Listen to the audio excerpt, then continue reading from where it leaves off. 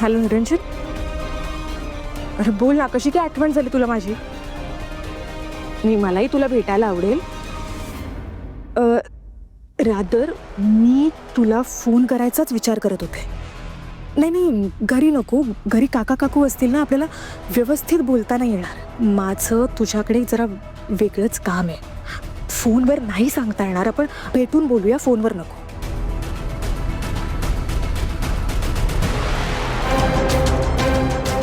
खूप दिवसांपासून जे मनात होतं ते आता कृतीत उतरवायची वेळ आली आहे. सध्या अविनाश त्या रेवतीच्या प्रेम प्रकरणात बिझी. ही चांगली संधी चालून आली.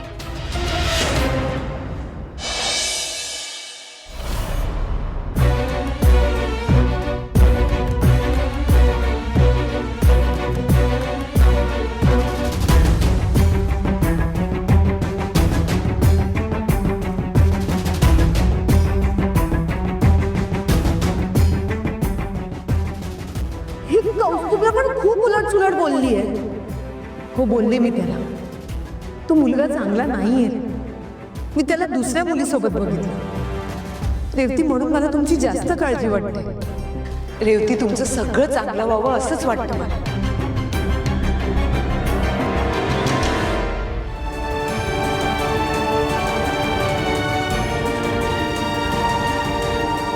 ती अनुप्रिया बोलत असेल तर खरं असेल का? असणारच.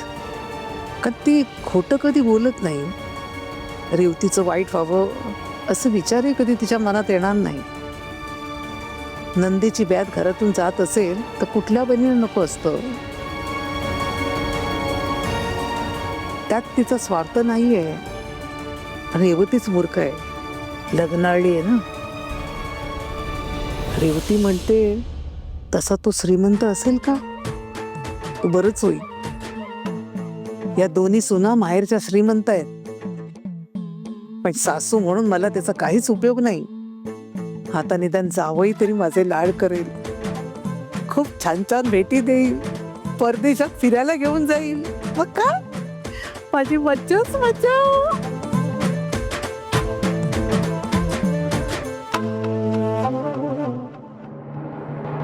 आपण खरं तर रेवतीला सांगायला हवं होतं की त्याला सांग त्याच्या आई वडिलांना घेऊन ये म्हणून. पण त्याचे आई वडील काहीतरी गावी असतात ना, तिने सांगितलं की. अरे पण आपण हे उगाच घाई केली. 2-4 दिवस थांबलो असतो तरी चाललं असतं की. आणि मोठी माणसं असती ना, त्यांच्याशी बोललं म्हणजे जरा बरं पडलं असतं आपल्याला. काय फरक पडतो, आज येऊ दे ना त्यांना. एकदा भेटून बोलूया, बघूया काय वाटतंय, कसं वाटतं. आपण थोडीच लगेच त्याला होकार देणार आहे लग्नासाठी. तेच म्हणतोय मी, म्हणजे मुलांबरोबर आपण बोलणं नाही करू शकत ना. हे बघ, एक गोष्ट समजून घे दादा. काय आहे, आत्ता जर आपण या मुलाला भेटायला नसतं बोलवलं ना, तर रेवती बिथरली असती, गेली असती हात धरून पळून. त्याचं तर कुठे उगाच. त्यापेक्षा माझं काय म्हणणं आहे, त्याला येऊ दे. त्याला आपण सांगू की तुझे आई वडील आल्यानंतर आपण बोलू पुढचं. म्हणजे आपल्याला पण थोडा वेळ मिळतो ना, तो कसा आहे काय जरा माहिती काढायला. खरंय.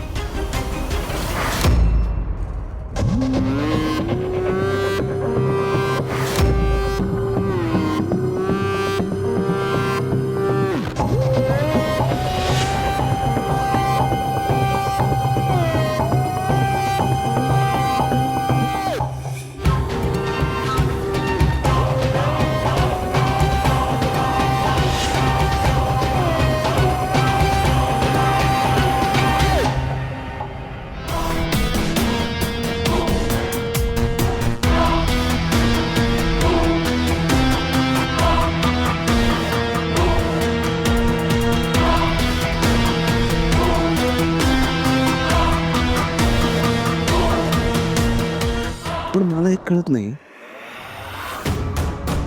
रेवतीला हो म्हणाला हा.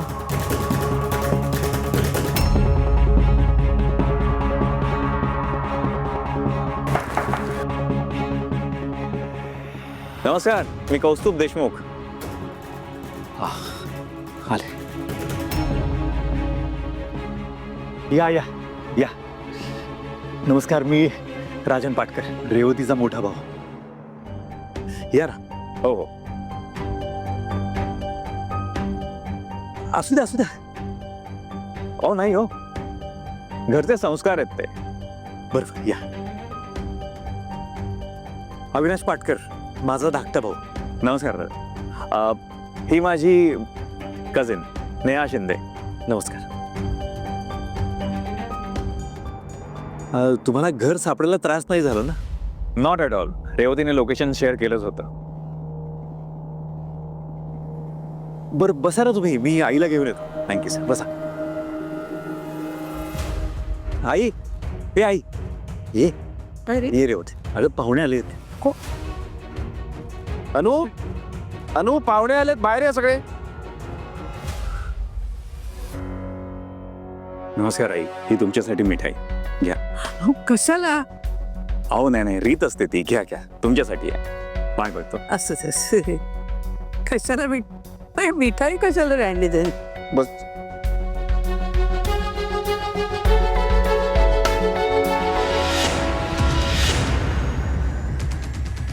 रेवतीची वहिनी पण मस्त आहे.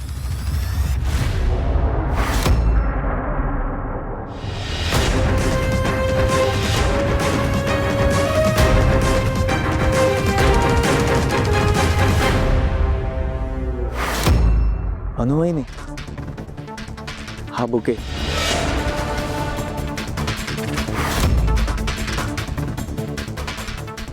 तुमच्यासाठी.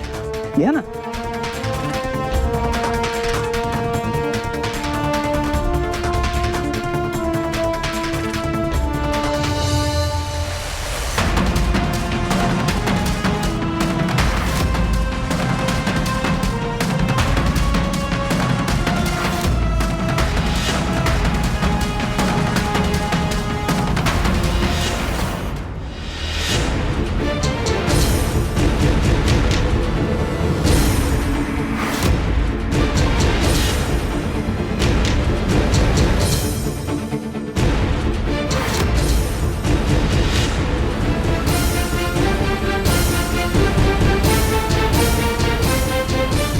तुम्ही सीमा वहिनी ना? हो. नमस्कार करू. नाही नाही, राहू दे राहू दे राहू दे. घरातल्या धाकट्या सुनेला नमस्कार केलात ना, बास झाला.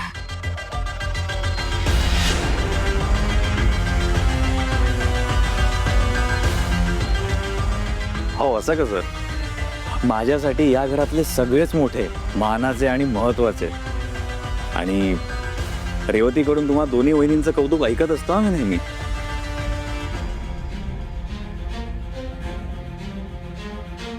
या ना, बसा तुम्ही. हो हो. कसे आलात? By train? नाही, बाय रोड आलो मी. चालत?